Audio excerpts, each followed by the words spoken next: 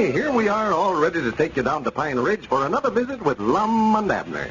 Brought to you by the makers of Horlicks, the original malted milk. By the way, when you're packing up for that vacation, don't forget a good supply of Horlicks tablets. They're going to come in mighty handy, both on the trip and when you get there. If you're motoring, for instance, and the family gets hungry, Horlicks tablets are just the thing for filling in. They'll keep the family happy and satisfied till you get to a place to eat. And appetites won't get spoiled. During the vacation, Horlicks tablets have scores of uses for golfing and fishing and tennis and hikes. Whatever you like to do, Horlicks tablets come in especially handy. They enable you to go longer without regular meals, let you stay longer out of doors. They'll give you greater energy, too, to do the things that you want to do. So by all means, slip a flask in your grip before you start. Your dealer keeps them in 2 flavors, natural and chocolate. And now, let's see what's happening down in Pine Ridge. Professor Willoughby, who is imported by Squire Skimp to promote society in Pine Ridge, is certainly accomplishing what he set in to do. For the past few days, there has been one continuous round of parties. The latest social event is the coming out party scheduled for tonight to announce the debut of Geraldine Seastrunk. Lum and Abner, who are studying voice with Professor Willoughby, have been asked to sing a duet at the party tonight. As we look in on Pine Ridge today, we find Grandpappy Spears and Cedric Weehunt down at the Jot'em Down store talking with Abner. Listen. Oh, yeah, that Lum setting the style's all right. Fanciest dresser I ever seen. Well, I don't believe I like him in them knee pants, though. That's just carrying things too far. He looks about 7 foot tall with that outfit on. Yeah. And he calls himself the Pine Ridge Playboy now. Oh, yeah, he just dove head foremost into this society business. He'll do anything Professor Willoughby tells him to. Well, I guess the professor knows society manners all right. Yeah, if you want my notions on it, he's just a ruining the town. He'll have half the folks around here feuding with one another before the thing's over. The women folks is all giving these parties, trying to outdo one another. Mr. Simpson and the widow Abernathy ain't even speaking to one another now. 'Cause the professor said that the widow had the nicest party that's been give yet. Well, Paul's about ready to take out and quit it, I think. Caleb don't like it, huh? Oh, yes, he likes it all right, but he says it's a ruining his health. Well, He ain't got to bed before 9:30 for 4 nights straight now. no. And that's the trouble. We ain't used to it around here. Lots of fun, though. I've had more fun this last week than I ever had in my life. Yeah, but folks can't gather around all hours of the night this way and get any work done of a daytime. Elizabeth ain't been in the field for 3 days now. I know in reason the weeds are just taking that corn over there. That professor's wife told her that society women never worked in the field that way. Yeah, I know. She told Charity that the women folks oughtn't to chop the wood, neither. Well, what does she think a woman's supposed to do around the house? Just sit? I don't know, but all the women folks in town's trying to model themselves after, I know that. Yeah, Elizabeth's trying to get me to swap that hound of mine off for one of them Pekingese dogs like that Miss Willoughby carries around in her arms. And I just hope they don't start smoking cigarettes and wearing them fancy evening dresses like she does. Well, there comes old Lum up out there. Yeah, still dressed up in his sport outfit. Wonder where he's taking old Lee. He's got him tied to the end of the rope there, leading him. More likely swapping him off to somebody, I bet you. Well, he would if Professor Willoughby told him to. Sure, I'd give right now anything for some socks like Mr. Lum's got on there. I believe he was the prettiest one at the party last night. Yeah, but I wouldn't go through all that joshing that he's taking over them golf pants for nothing, no. Howdy, Lum. Gentlemen. What about you taking old Lee? You ain't swapping him off, are you? Oh, no, just taking him out for a little walk. Howdy, Grandpap, Cedric. Howdy, Lum. What you taking Lead out for a walk for, Mr. Lum? Oh, just exercising. Society folks always take their dogs out for a little walk this way, Professor Willoughby says. Professor Willoughby says, I'll swan I get so tired of hearing his name called I can't hardly stand myself. That's all I hear over at the place, Elizabeth and Pearl. And Professor Willoughby said this, and Professor Willoughby said that. I wish they had never started taking them singing lessons off of them. That's all I wish. All that yelling and taking on over there now, the neighbors will think I turned out to be a wife beater. Well, more likely they're just running a scale. Do, re, mi, fa, sol, la, ti, do. Oh, my goodness. Oh. That's the same song you learnt me. Are you taking singing lessons too, Cedric? Oh, yes, Mom. I took 2 already. Oh, well, I've had 3 lessons. You have? Well, I never even knowed you was taking it. Why, sure I'm a taking it. Well, I don't feel so bad about it then. I was mighty nigh ashamed to admit that I was taking them. Why, you ought to be proud of it. Voice culture and all that stuff. Do, re, mi, fo, sol, la, ti, do. Mom, I don't believe you're hitting that do just right there. Way you learnt me, it's do, re, mi, fo, sol, la, ti, do. Well, that ain't right. Now, you're a little off on your dole there, too, Grandpa. Yes, Mom, I believe you start up to the top and come down, don't you? Do, re, mi, fo, sol, la, ti, do. Well, now, if you fellas want to practice, get out of here to do it. I hear enough of that over at the place without having to listen to it down here. It'll run the customers off. Well, that's what I come over here first, to practice. Well, you can just find some other place. I mean me and you, for that duet we're supposed to sing over at Geraldine Seastrunk's coming out party tonight. Oh, well, ain't no use for me to practice on that now. I done know it. Yeah, we learned the words, but we need to practice on it some more. Now, what song was you aiming on singing, Mom?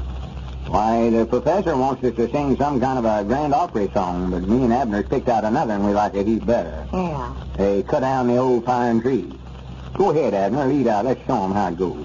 Well, I don't want to sing too much. I don't want to strain my voice for tonight. Let's see how does that go.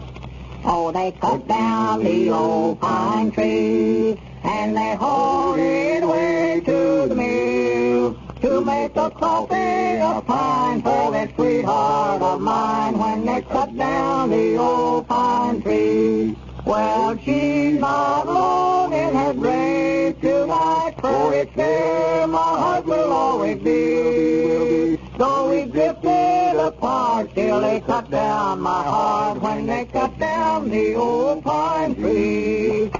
That's fine, fine. I know that song myself. Well, it's the beautiful thing I ever hear. It's just funny. You ought to have a tenor in there, though, Abner. Hit that off again. Let me try it once with you. Is that what the professor got you singing, Tanner? Yeah, he said that's what I am. Go ahead and start it. Oh, they cut down the old pine tree, and they hauled it away to the mill to make a coffin of pine for that sweetheart of mine. When they cut down the old pine tree, well, she's not alone in her grave. I believe you got it a little high there, Abner. I think I reach her. Well, she's not alone in her grave tonight, for it's there my heart will always be. Though we drifted apart till they cut down my heart when they cut down the old pine tree. I could yodel a little on that, I believe. If I could sing that if I know the words to it. Oh, they cut down the old pine tree. Cedric, I never knowed you had such a good singing voice. Just 2 lessons is all it took. Yeah, for the land's sake. Yeah, I might get you to sing a solo at my coming out party, Cedric. Yeah. I love you truly, or something like that. Hey, you having a coming out party too, Lum? Well, yeah, he's studying about it. So. Yeah, he's going to make a debut. That's what they call it, Squire Skimp. Yeah, I was talking to the professor about that, though, Abner. He said the men folks don't ever make a debut that way. Well, I don't see why they don't. Yeah. What is this coming out party you're talking about anyway? I never heard of them before, debuts and all that stuff. Well, it's just a big party there when somebody gets up old enough to where they would get married if somebody asked them to. Get writing to some matrimonial bureau or putting an ad in a paper, something like that for a husband, why they make what they call a debut. They come out. Come out of what? Well, I don't know. Now, there's something I don't know a thing about, Granddad. I wondered about that myself. Well, sure, I'll bound you that's the reason the Seastrunks is having their party out in the yard tonight. So Geraldine will have some place to come out of. She can come out of the house into the yard. Well, there's reason. Why, sure. Well, I wouldn't pay no attention to what the professor says, Mom. If you want to have a coming out party and announce yourself open for propositions to get married, it's your own business. That's the way I look at it. Yes, sir. It would be a pretty good thing for me to give, I reckon. I never had thought about that. Oh, well, there comes Squire Skimp. What? Yeah? I reckon what he's doing coming over here. I don't know. He ain't been over here much lately since he started his silver mining business. Oh, Squire's been awful busy. Trying to see that all his friends get to buy some of the stock in the company, you know.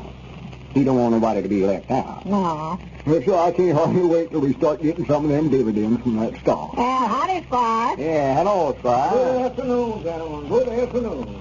Sit down, Teddy. You don't have to stand up. That's just when women folks comes in. Well, for men, I've got something I know you'll all be interested in. I was just talking to Professor Willoughby, and he said that what we need in Pine Ridge is a country club.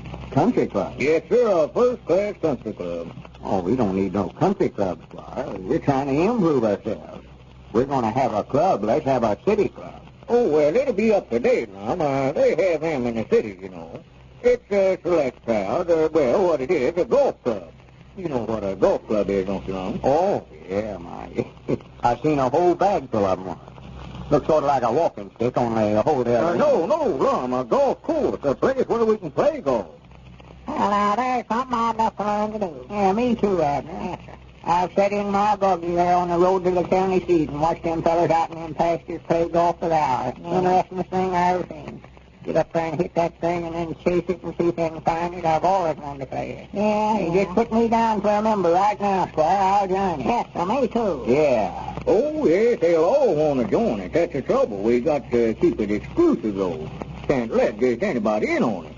See, I figured we could limit citizens as members to those that own a certain amount of stock in the Great Western Sterling Silver Company. Anybody that owns at least 5 shares of stock in the company will be eligible for membership in the country club. Of course, that'll mean that all of you fellows will have to buy a few more shares of stock. Now, I've got some stock certificates right here in my pocket. We wonder if the idea is to learn to play golf or to sell more stock in the silver mine. Ladies and gentlemen, does the following sound familiar to you? It's an actual conversation that took place in a store a month ago. Listen. Yes, sir? I want some Horlicks malted milk, half-pound size. What flavor, sir? Oh, natural, I guess. All right, sir. Oh, by the way, have you ever tried our own brand? It's a lot cheaper. Yeah? Well, I think I'll take the Horlicks. All right, if you say so. But our brand is every bit as good, I assure you. You're just paying for the Horlick name. Maybe. But I've heard so many people say that you can't beat Horlicks. They say it's got every other kind beaten a mile. Well, and what's more, my wife said to be sure and get Horlicks. So that's what I'd better get. And a wise choice, ladies and gentlemen. The man didn't know it, but that particular imitation of Horlicks offered him was a decidedly inferior product, not worthy of the name malted milk. Just a mixture of ordinary sugar, inferior malt powder, and skim milk. If you run up against a similar situation, insist on getting the rich, full cream milk, the choice selected wheat and fine malted barley of Horlicks, the original and genuine malted milk. This is Carlton Bricker speaking for Lum and Abner and the Horlicks, who now bid you all good night and good health.